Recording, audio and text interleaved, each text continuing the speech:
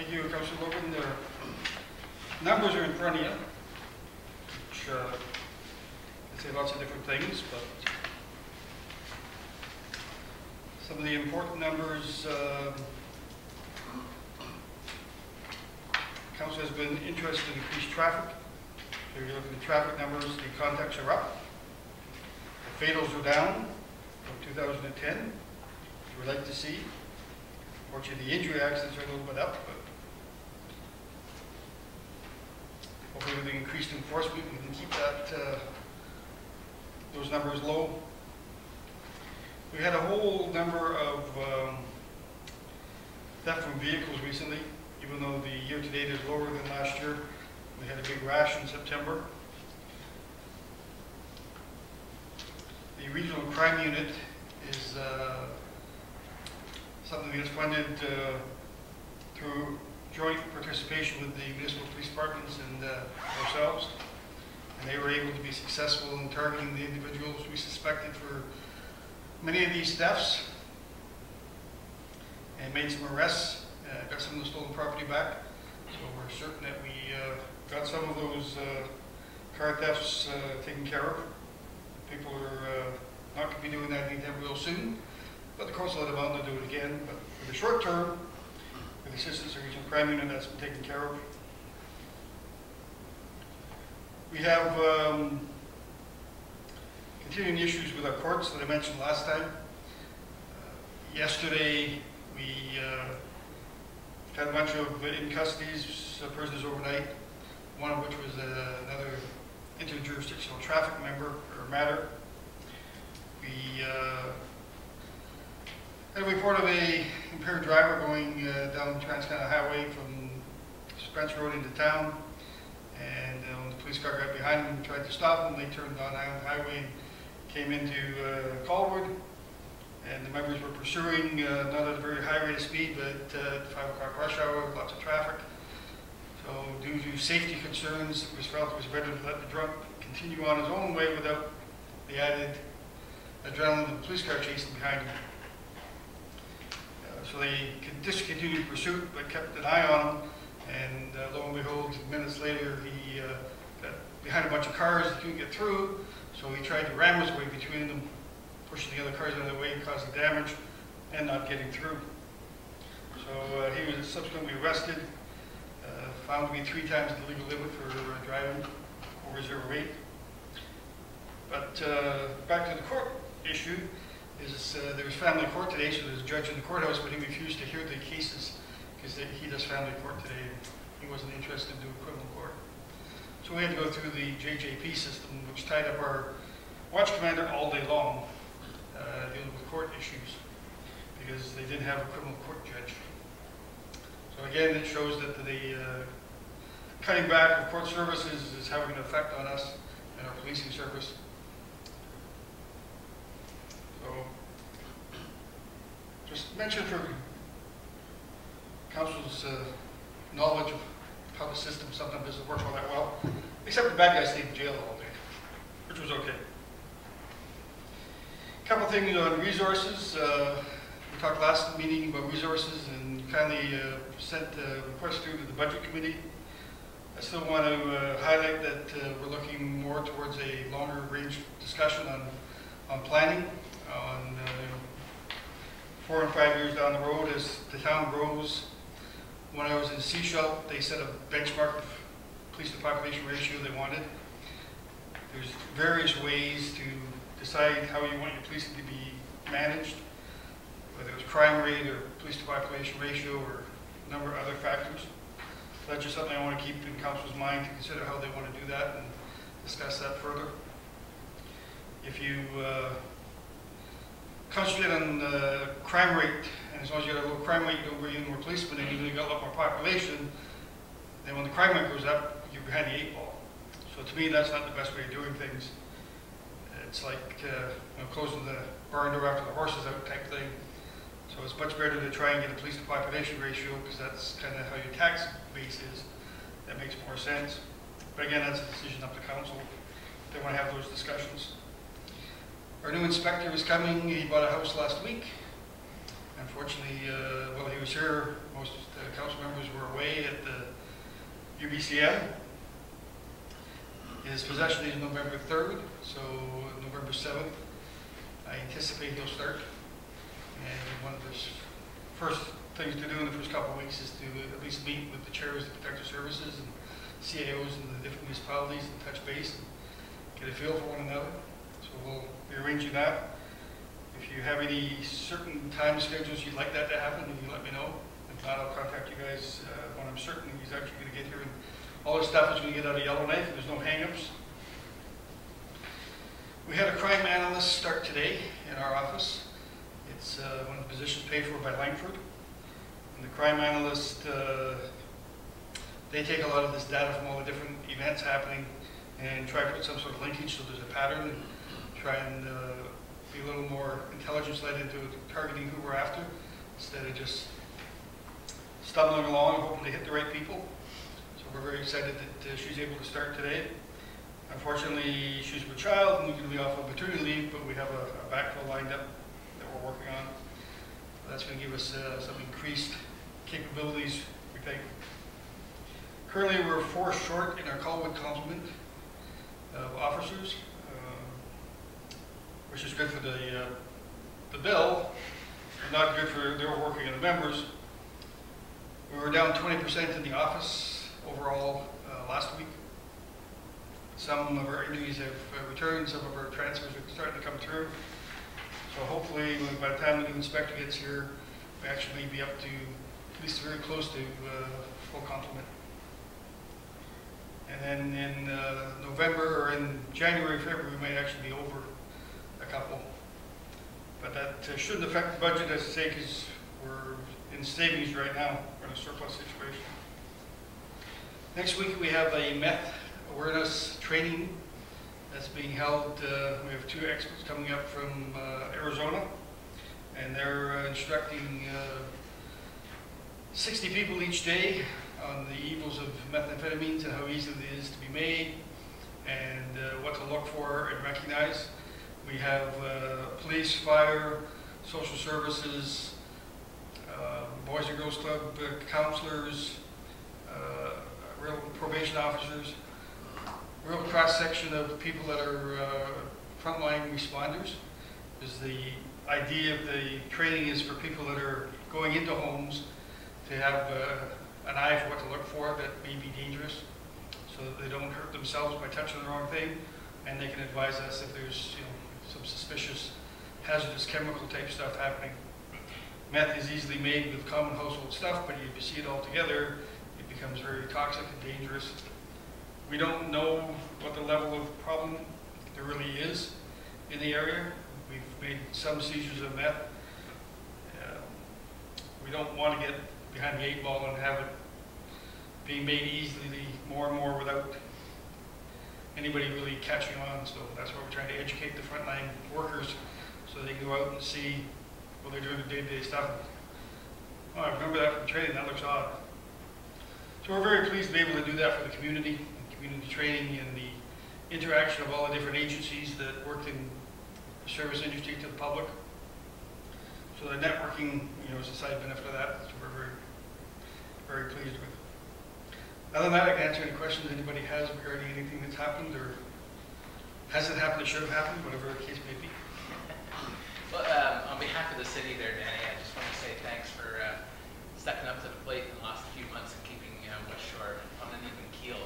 And I appreciated through some of the correspondence and stats and whatnot that you brought in the last couple of months, which brought an interesting perspective to West Shore and some of the challenges, especially with funding requests and whatnot. So thank you. Thank you very much. Committee? I've always got questions. I really appreciate the reports and especially actually your personal presentation of them because it makes a lot of sense of what otherwise could just be more statistics that are easy to not notice. They don't jump out at you. But one of the things that I think West Shore, I'm glad that you're hosting another forum. Math, of course, is something really important to get ahead of. It's a great risk to our youth and to our community. And not just the youth, but especially them as well, because they're so vulnerable. But also organized through Teresa Tuttle, Constable with the Mobile Youth Services team, put together a workshop on human trafficking last April, which was amazing and certainly touches on a number of the things in any of the drug areas. And so I think there's a great level of knowledge out here that maybe doesn't exist in other places. So really pleased that the information is being shared once again. But I'm also looking for something that I don't see yet on our statistics, and I'm hoping that we will get included in our graphs someday soon. And that is the number of cases that have been referred to some alternative justice. And there, I know there's several different forms of that, and they don't kind of fall into the regular stats. And I know that the RCMT do a good job of that, but we just can't tell. And I'm just wondering if maybe you could tick that in the box at the back of your mind to see if we could find some way to find out more about those statistics.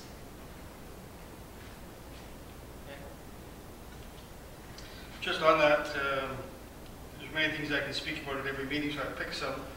One of the meetings that I was at recently with Crown is a change in the way they're doing some of their alternative measures. There's a number of ways of doing it. We use restorative justice at the police end. We also just have counseling, where the member speaks to the family or to especially the young ones, and hopefully we can scare them straight in a manner of speaking. Traditionally, when it gets to the court system, they haven't used restorative justice because they have to have an MOU saying how it works. Our new Crown is done a lot of that in Victoria, and she's going to start referring some of our cases to Victoria Restorative Justice until the point that she can get an MOU written up. Of course, being an MOU, it has to go to the higher levels for them and for us, so it's not a quick thing. But she wants to start using restorative justice more often. Also, we're part of a pilot project for Victoria and Colwood that has already happened over in Surrey and a couple places on the mainland.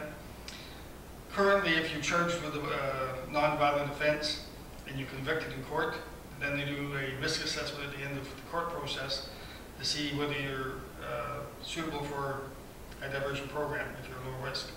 So this pilot project is just starting next week, actually, on Tuesday, where they're going to do the risk assessment at the front end. So instead of probation, getting it after the conviction. The non-violent offenders that have basically somehow admitted their guilt are going to do it at the front end, and they're going to do the low risk assessment. And even before they get to court, they're going to be diverted. And hopefully they're going to be able to speed up the court process by not having to run them to court first. They'll do the diversion first. And then if they don't succeed in diversion, they still go to court. But if they do, they never go to court. So it's going to save a lot of court time. So it's one of the ways they're looking at trying to cut down on some of this unnecessary court time so they have more time for the necessary stuff. I bring it to Council's attention about the problems we're having with court, as I said last time, because they really can't speak out against their bosses. And if nobody says anything, it just keeps getting to be problematic. But they are looking for other ways that are creative to do a good job. It's not they're sloughing anything, they're just they're trying, and this is one of the things we're going to be a pilot project for the next 6 months to a year to see how that works. So we're very happy with that as well. Mr. Chair, I was going to add that I do recall Inspector Fisher talked about diverted cases, so it might have just slipped off the page, but there has been some reports about how many cases have been diverted through various means in past meetings. Danny, I just had a question regarding the family court and the justice that no one hear any criminal court cases. Was it because they were booked up, or it's not like they didn't have some free time to be able to hear a criminal case, or just a... I can't really answer that other than we were surprised at it that it takes maybe a half hour to an hour, because they had 4 cases, but they were all being adjourned by consent. So they just, when we called down, so we had prisoners, they said, sorry, we don't have criminal court today. Judge says he's not hearing it, and we have no recourse. So what his reasons were, I have no idea. Interesting. Mr. Chair, sometimes there's also no sheriff for family courts. It's the experience downtown. Alrighty, can I have a motion to receive the report? All those in favor? Motion carried. Next item is a report from my law officer, Atkinson, on these September 11th monthly activities. Kevin had to leave due to a personal matter, so he isn't here to review his report, but it's pretty straightforward. Can I have a motion to receive this report? Any discussion? Seeing none, all those in favor? Carried. 4.3, tender award results from Chief Cameron, replacement of Colwood Fire 52. Russ? Thank you, Mr. Chairman, and my apologies to committee for not having this out with the full package, but it requires a little bit more reflection and some signatures and stuff, and with every response schedule being a bit of a mess, we weren't able to get it out of the full package. Some members did receive it electronically, though. Thank you, Mr. Chairman. Council has approved and provided direction to my office to proceed with the replacement of Engine 52. Previous reports have been prepared and recommendations processed through this committee and to Council to reach this point in the process. The replacement of Engine 52 has been part of the 5-year capital plan for many years. At the regular meeting of May 24th, 2011, Council discussed the recommendations from the committee regarding the funding and proposed leasing model and gave direction to the Fire Chief to proceed to the tender for the replacement of this vehicle. The Fire Department spent a number of months preparing a tender. That document was 116 pages, and that document went out to 4 selected companies as well advertised on the BC bid as required by city policy. Of the manufacturers that we got a response from, there were 3. And the Fire Department staff fully reviewed all 3 of these proposals. In particular, the inconsistencies of the 3 submissions as they related to the tender document, as well as measure the advantages and disadvantages of each proposal. Discussions have also been held with the Finance Director to discuss the impact of the HST versus the old GST-PST system and cost savings which can be realized in the overall budget. And just a side note on that, I'm happy to report that actually under the HST system we're actually going to benefit more in savings than we would have under the old PST GST system. So I understand that is going to change in the future, but right for this particular purchase we're going to win on this side of the equation. The 3 manufacturers bidding for this opportunity are Hub Fire Engines of Abbotsford, BC. They will be the prime contractor for the truck, with the chassis coming from Spartan Motorworks of Charlotte, Michigan. The rest of the truck body and related components will be constructed and completed at their manufacturing facilities in Abbotsford. And the reason this is important, Mr. Chairman, is this truck will have both obviously an American but a Canadian component, where the other 2 bidders are 100% American components, and that may or may not be interest to committee, but I thought that's a significant difference. The other manufacturer is SafeTech Emergency Vehicles of Abbotsford, BC. They will be the prime contractor, with the rest of the truck being produced by Spartan Motorworks and a company called SVI Emergency Vehicles in Loveland, Colorado. And finally, Rocky Mountain Phoenix of Red Deer, Alberta will be the prime contractor with Spartan Motorworks, and the remainder of the truck being produced in central states, but at the Rosenbauer factory in Lyons, South Dakota. The options contained within this report are to, of course, at this point, award the contract for the replacement of the fire engine, or do not award the contract to any of the bidders and provide the fire chief with further direction. I'll spend a little bit of time on the financial implications because I think that's the crux of this report, Mr. Chairman. Council has approved the funding model to lease the new vehicle through the MFA, which is the Municipal Finance Authority, and of course that is at a preferred rate to the city. This model is consistent with other emergency vehicle purchases that we have done and consistent with our long-term vehicle replacement program. Leasing payments and funding has been considered and provided for within the 5-year financial planning document as presented by our Director of Finance. The budget approved for this project is $650,000, and that has also been approved through the alternate approval process because it is borrowing, and that has been completed as required. Based on the approved budget of $650,000, the annual lease payments will amount to approximately $68,500 annually. It may be a little bit less than that because we will be making progress payments as the truck is completed. The vehicle will be leased for 2 5-year terms and will be fully paid for at the end of the 2 terms. This will coincide with the 50% service life of the vehicle at 10-year mark. However, the vehicle will remain in service for the municipality for 20 years through the year 2032 and possibly beyond, depending on workload placed on this vehicle. But certainly it could go to 25 years depending on how busy the city gets over the next 25 years. When analyzing the bids received, and for clarity purposes, the HST amount was removed as it was clouding the numbers presentation due to the fact that all suppliers have presented the HST differently in their submissions for the truck and the equipment spec within that tender. In addition, the city receives a rebate of 85.42% of the HST paid on purchases and such. This rebate should not be compared in the bid proposals received. When the bid is awarded and the financing arrangements proceed, the appropriate HST and rebate will be applied and factored into the overall approved budget as previously consented by Council. The bids received from the 3 suppliers are as follows and include all equipment specified in the tender document, but do not include HST. Rocky Mountain Phoenix, $623,118. Hub Fire Engines, $669,697. And Safe Tick Emergency Vehicles, $663,977. 2 of the bidders are over the approved budget without factoring in the HST, and the 3rd bid will be over the approved budget once the taxes and rebate are applied. The fire department is confident, however, that the approved budget can be achieved by reviewing the tender document, working with a successful bidder, and trimming the equipment list moderately without compromising the industry approvals on the required vehicle and equipment. The depth of cuts will depend on the manufacturer selected.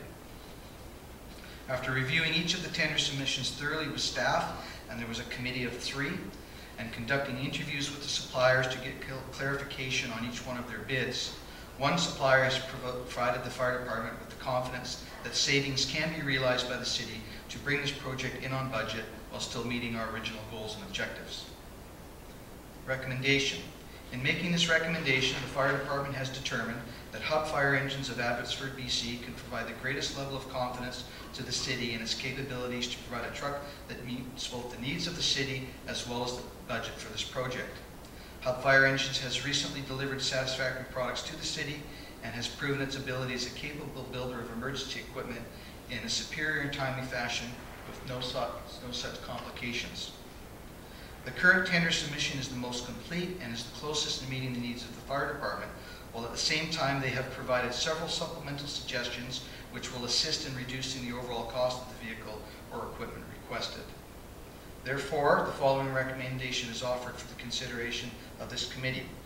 The committee recommend to Council that tender document 2011-52 for the replacement of engine 52 be awarded to Hub Fire Engines of Abbotsford, BC, and that the fire chief be directed to work with the supplier and their submission to find appropriate savings to ensure that the truck meets the approved budget of $650,000, including equipment and the applicable HST. For your consideration tonight, Mr. Chairman, and that of committees. Thank you. Thanks, Chief. Committee. Dean? Well, let me start. First off, forgive my ignorance, Chief, but does this piece of equipment come fully filled with all your various pieces of equipment that go in the different storage units or something? Is it fully equipped when it shows up, or do you guys stock it once it gets here? You have to specify what equipment you need. In the specification, when we specify that the truck must meet NFPA or ULC ratings, which is the National Fire Protection Association requirements, and there's a list of what the truck must have. and to pass the ULC test, the Underwriters Laboratory Testing, to make it a certifiable fire truck in Canada. There's also some equipment, but it's very moderate. In our tender document, we've always included specification for the truck, which does include those few bits of equipment that are required to pass the testing. And we also include a supplemental list of equipment that we need to make the truck operational. Sometimes that might include, for example, the hose that goes on the truck. In this particular tender, we did not do that because we've just gone through a fairly extensive hose replacement program, so we physically have enough inventory to bring this truck into service. But there's a number of other small tools and hand tools that are required to actually be able to put this truck into service.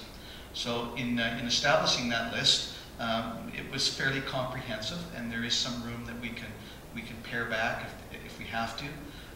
But in the long run, of course, that equipment, because some of it's older, will have to be replaced. But we feel we can do that through our regular replacement program and help bring this truck in under budget. Because we have to meet the budget, not only because that's what council has said, but we have gone to an alternate approval process, and that's what the electorates have said. So we cannot at this point go over the $650,000. More wrap around Yeah. there, Mr. Chair.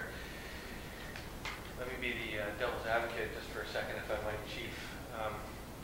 Do you sell yourself short slightly, or us as the residents in town here, by going with a higher bid and compromising somewhat, as opposed to considering this the other lower bid from the company in Colorado, and perhaps getting a few more bells and whistles? I'm sure you considered all this, but maybe you can respond. No, actually, that's a great question. And the one thing that you can't do when you're constructing a vehicle that is as sophisticated as the document describes, we would rather make sure we've got those systems and the appropriate plumbing and discharges and all those things that we can't do after the fact, and we get the truck right. We can always go buy a little bit extra of equipment, or ask council to consider it, or maybe use a piece of equipment for a few more years until we can afford to replace it.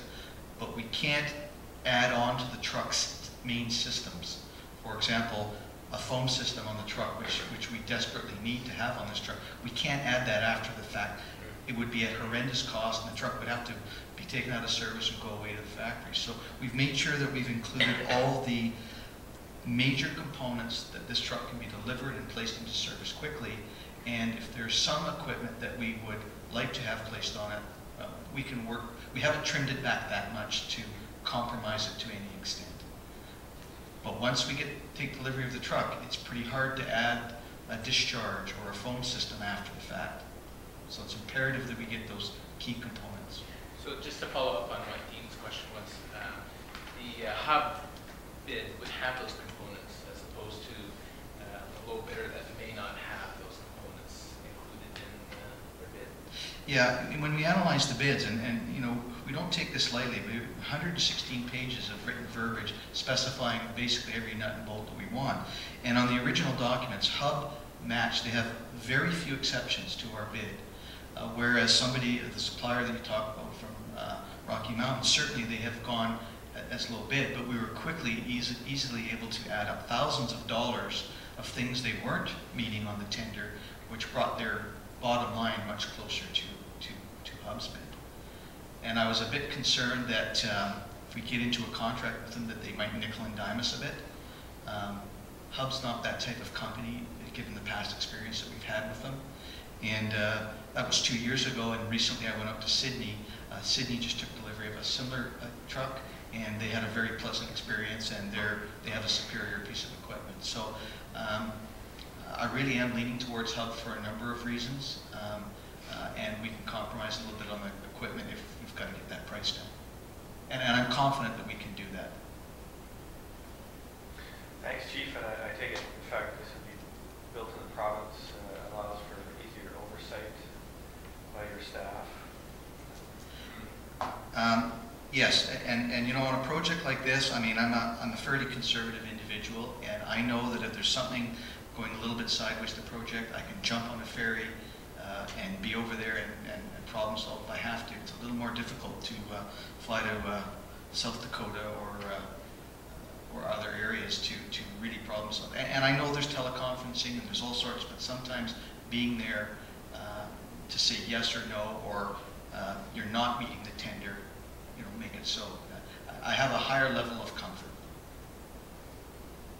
I was actually quite impressed with the extensive list that HUB provided in their tender documents. I was present at the tender opening, and they provided 2 or 3 pages of specific detail that we could look at, or consider when we need to reduce our bids. So, which was good. They went that extra mile as opposed to the others that were less comprehensive. Say it lightly. Anyone else? Just, I know I'm sort of, we're hammering you on the No. low bid versus the higher bids here, but I'm just curious, was there a large component that seemed to be missing from Rocky Mountain Phoenix? I guess the largest component of the Rocky Mountain bid is they build fire trucks at 2 plants. Their Central Illinois plant. First of all, Rocky Mountain Phoenix is a Rosenbauer dealer, and Rosenbauer has 2 plants. One in Lyons. Sorry, I don't want to confuse you, but one is in. Just give me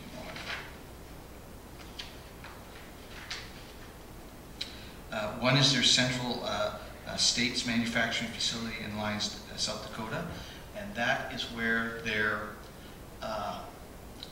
I'll be polite here. That is where their cheaper models are built, and they're hand formed, where they have a Rosenbauer general plant, and that is where their higher end trucks are built, and they're built out of extruded construction. So what they have done is they have bid their lower plant truck, or they haven't bid a Chevrolet, they've bid a Volkswagen. And so there's a significant difference between construction methods between their 2 plants. We looked into this extensively because we were wondering what the difference was. For example, the City of Victoria has bought the general Rosenbauers, and the fit and finish on those trucks is fairly good.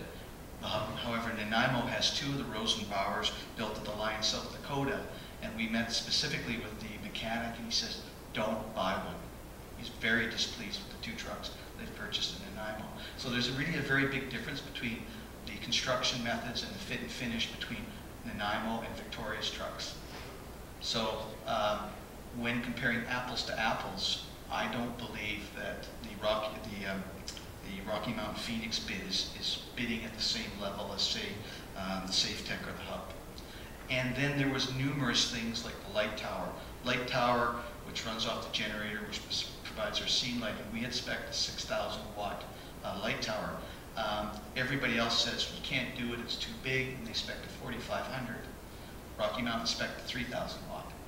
There's a significant difference in performance between the 3,000 and 45. I would have been okay if they said they couldn't supply the 6,000 and bid a 45, but they went to the low end of the scale to try and, I presume, trying to be the low bidder. So there was a number of those issues. I've only given you 2, but I just felt that we were getting nickeled and dimed.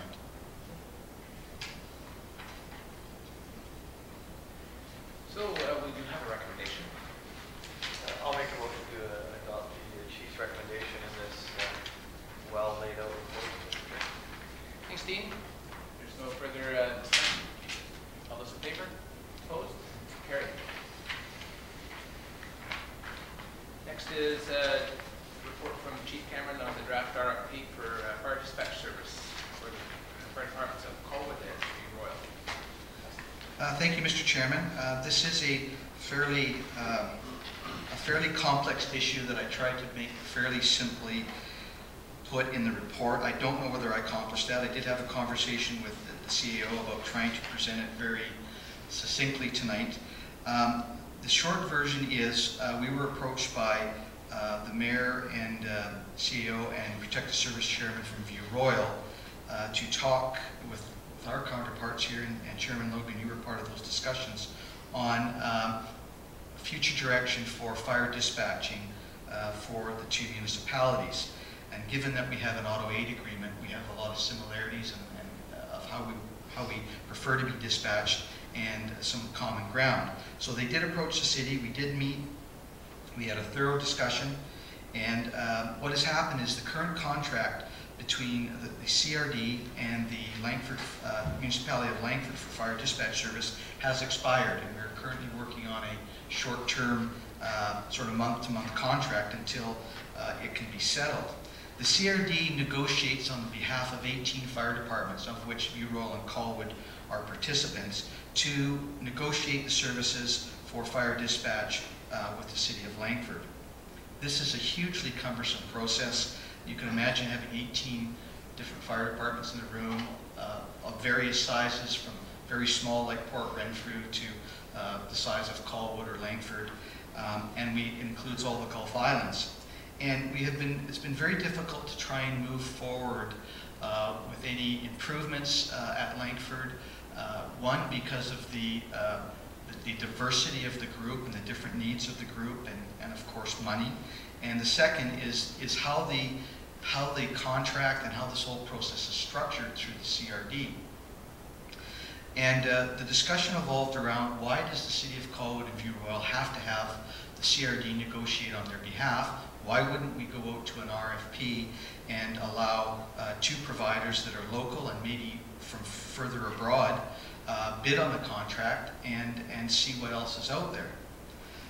This would not exclude Langford Dispatch or City of Langford from bidding on the contract, but if we did end up going with them, we would have a direct contract between View Royal, Colwood, and Langford, as opposed to a contract that's kind of between Colwood, the CRD, and back to Langford, and having a very, very cumbersome system.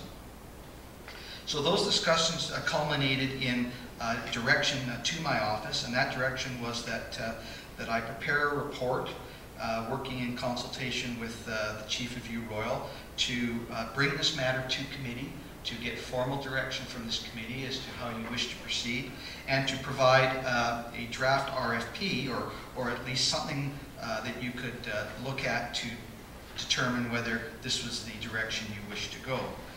I can tell you at this meeting, View Royal is very anxious to proceed in this direction.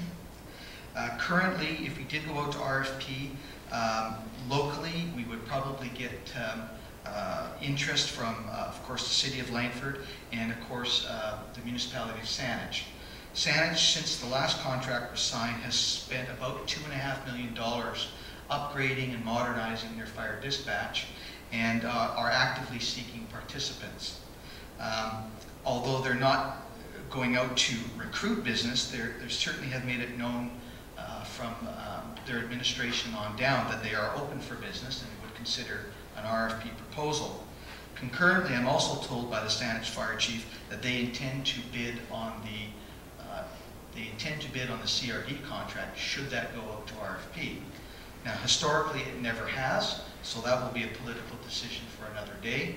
But if that does occur, we know that they're going to be bidding on that.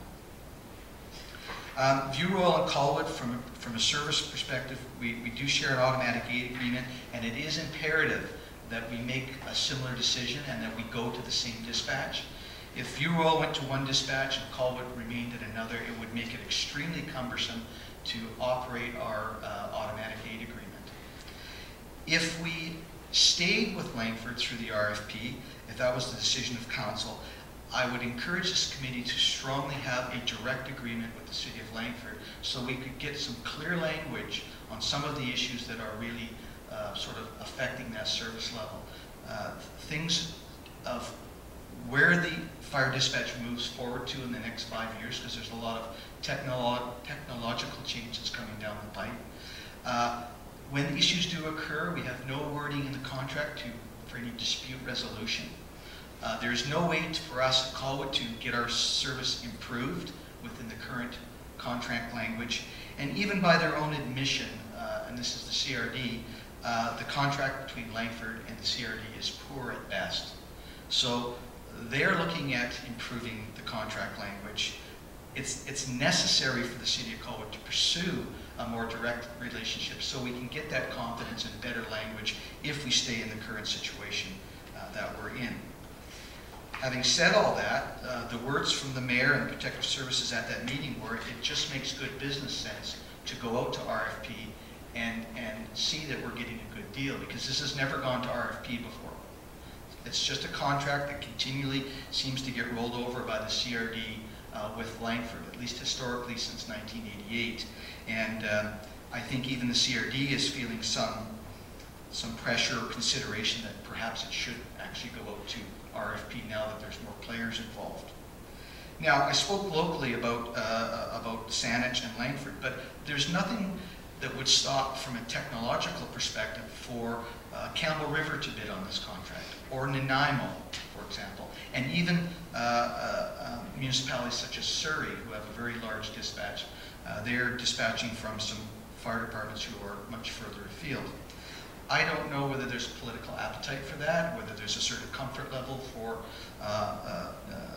our representatives to stay locally, but certainly technology is not a problem. It can be done. In summary, Mr. Chairman, the View Royal and Colwood fire departments have the same fire dispatching needs and are currently tied together as one by virtue of the automatic aid agreement. The fire dispatch agreement between the CRD and Langford has expired, and this is an opportune time for the two municipalities to produce a call for a request for proposal for the provision of fire dispatch services for our community. In doing so, it is anticipated that the City of Colwood and View Royal fire departments will accomplish the following. We will receive an agreed-upon service model that will meet the needs of both communities. We will ensure that both communities are getting fair value for the services provided under the agreement, ensure that there is a way forward and that each municipality fully understands the future potential costs associated with future technological changes, and D, obtain the ability to manage our own contract directly with the provider outside the cumbersome process that currently exists within the CRD model. The options this evening for committee are that Colwood and View Royal fire departments proceed with issuing a request for proposal for fire dispatch services, or that Colwood and View Royal fire departments work within the current structure of a renewed contract with Langford through the CRD and seek improvements to this agreement, or C, that the Colwood and View Royal fire departments take no action and allow the CRD to manage and negotiate the service delivery model that they are going to provide and at a cost determined by them. Currently, at this time, there are no financial implications associated with this report. The time spent by staff on research and development of the request for proposal and any future reports are currently being shared between the two fire chiefs' offices within their regular work schedules. A draft request for proposal document is attached to this report. Financial implications will be provided in future reports once they are known and pending the direction or options selected by committee and subsequently council. Recommendation tonight, Mr. Chairman, is that committee recommend to council that the staff of the City of Colwood and Township of View Royal be authorized in cooperation with each other to proceed with the issuance of a request for proposal for the provision of fire dispatch services for both municipalities. For your discussion, Mr. Chairman. Thanks, Chief. Committee. Great.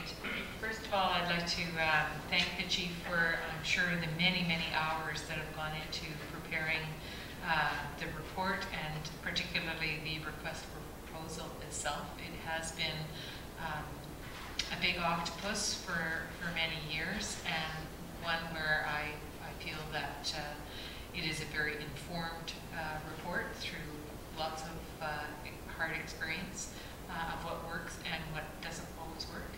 And I think going to the request for proposal is a very good way to secure the services that we need without precluding any potential provider from offering their services to meet our needs. I think it's very good that it also considers the future costs and the future technologies that may emerge throughout the time of that the 5 years that this agreement would cover, and allows us to have portability in the future should we need it to choose a different provider. So I certainly support the recommendation. The only question that I have is in regard to, I mean, this is definitely our closest working partner with View Royal, but there are other departments with which we have reciprocal agreements, and will it impact those reciprocal agreements? Thank you, Mr. Chairman. That's a great question, and what Councillor Day is referring to is we have, of course, the automatic aid agreement with View Royal, and we have mutual aid agreements, which we are just I've just updated with 3 municipalities, and we are hoping to conclude 2 more very, very shortly. The difference between the auto aid and the mutual aid is the auto aid cannot be passed from dispatch to dispatch easily and quickly to achieve the goals of what truly automatic means, i.e. the push of the button, 2 departments are paged out. Under a mutual aid situation, which is a more deliberate process and one that is only incurred when the local municipality has exhausted all its resources, can easily be passed from one to other, and there's less of a time restriction on it. So, for example, if we were at Langford and we required the resources of View Royal under mutual aid, that call could be transferred in-house from Langford to Saanich and View Royal paged out in due process. Yes, it's a 2-step process, but under the automatic aid agreement, that would be extremely problematic, because how do you get 2 different dispatches to page out a department at the same time?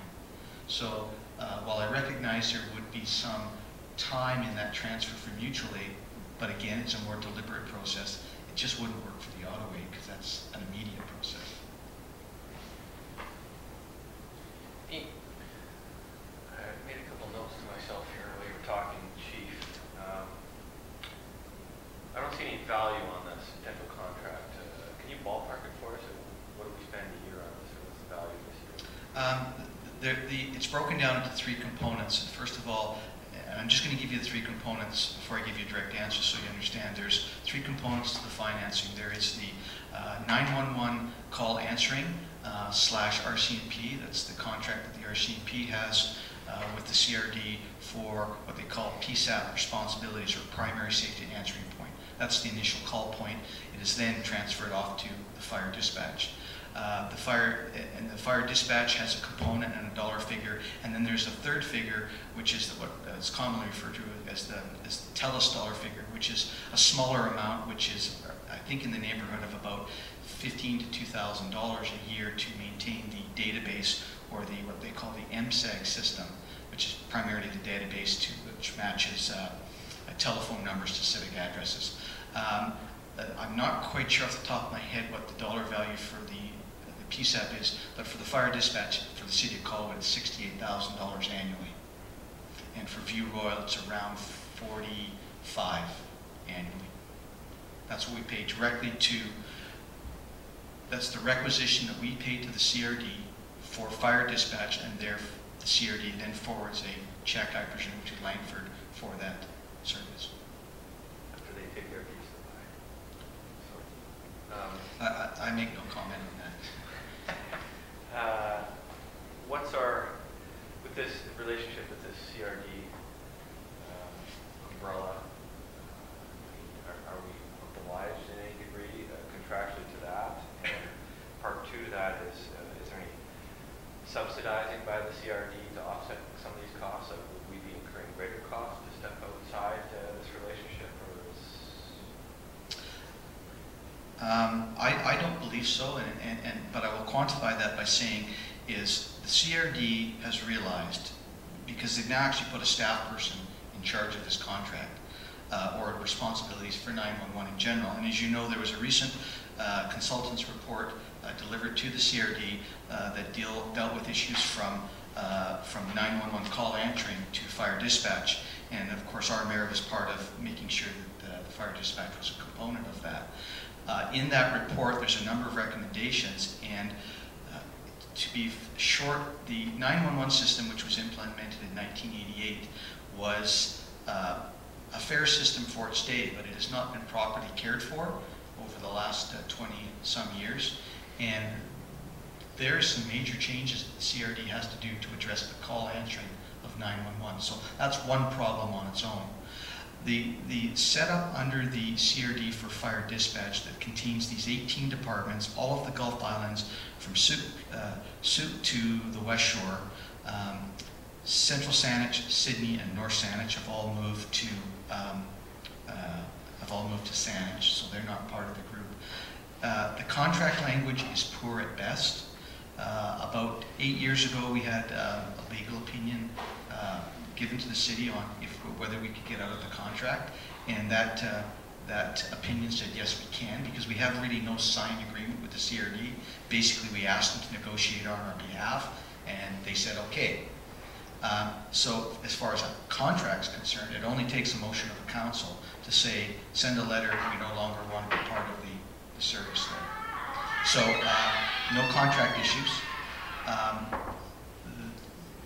To finish my thought process on the fire dispatch, they know that there's an issue with the Langford contract. I've spoken with Travis Whiting, the manager responsible for that, and they're trying to scramble to do something in fairly short order to meet the needs of this diverse group of 18. But everybody wants everything, but nobody wants to pay for it. And Langford, in its contract, whether it's required or not required, is not providing any opportunities for any of us to move forward.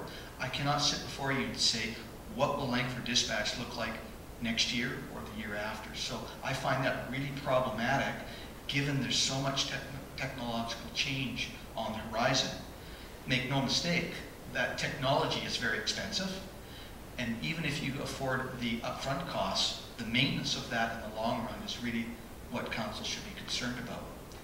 I think if the group makes some recommendation to the CRD, our costs are going to go up anyways, because they're going to want the technology. They're going to make a recommendation for technology. Will it be cheaper delivered in a broader group? I'm not so sure. What I can tell you, locally, Saanich has already implemented those changes. They've invested $2.5 million of their own money, of their own taxpayers' money, to upgrade their facility. We could move there tomorrow and have that technology at our fingertips. We need to go out and say, how much is that going to cost us, so we can compare it to our current costs, and perhaps what may or may not come out of this group at the CRD. What I would, again, strongly like to emphasize tonight is I don't think the relationship of having the CRD negotiate on our behalf is doing us well. I think even if we stayed where we're at, because the costs were of such, we need to have language in the contract so it can be better managed, because the delivery of service is not meeting my expectations. It's become very frustrating, and I'm not blaming anyone, but we don't have a good contract. If we don't have a good contract, how can we go back on the provider and say, you're not delivering? We can't. So I would encourage us to at least move in that direction. At least I would encourage that. Well, thanks, Chief. I got nothing else. I'm prepared for a motion. Well, I'll just say a few words, and I think the Chief's words, never has, in terms of never has gone out to tender, speaks for itself. So, I mean, how do we know we're getting the best deal, the best service, if there's always been that monopoly on service? So we don't know if we're getting ripped, so to speak. And, really, if we do go to Saanich, we're just moving to a different, broad group of departments that are already utilizing the service that's already being provided. So I think there is certainly no hurt to go out for tender. In fact, I think we owe it to the taxpayer, quite frankly, to do that. And I know I became involved in the contract issue a number of years ago when things were starting to go funny. It was not a pleasant exercise at the CRD, to say the least. We got a better deal out of it, but certainly not as good as we should have. So I'm totally in favor, and we'll see what comes out of it. So Cynthia? I'd like to move the recommendation. All those in favor? Opposed?